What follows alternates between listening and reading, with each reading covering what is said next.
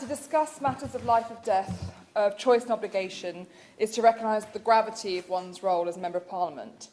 But it is also to grasp the very essence of our moral conviction, while also upholding our calling to represent the wishes of the people by whose wisdom we find ourselves here. To consider measures related to assisted dying demands not just the fullness of our empathy, but the totality of our intellect. Now, my constituent Phil Newby is in a battle with motor neuron disease. Phil has pursued his right to die through the High Court, and the High Court stated that was not the proper forum to discuss the matter, and that Parliament is rightly responsible for deciding on issues of such fundamental importance. I've been struck by Phil's considered and measured case, and it sits with us to make a decision.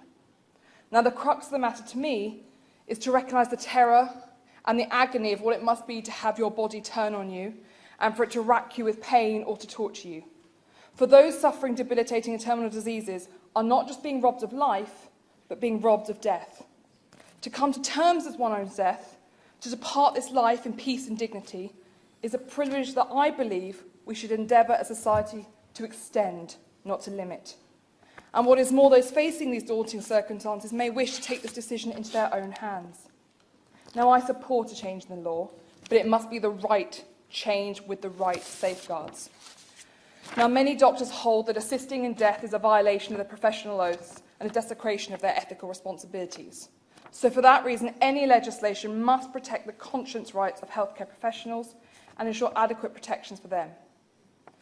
But with supporting a change in the law, I do believe it must be limited, it must be done after widespread governmental and non-governmental consultation, and it must balance the rights of those seeking dignity in dying with our obligations to protect the most vulnerable and the rights of healthcare practitioners. We must also improve palliative care, as many members have raised.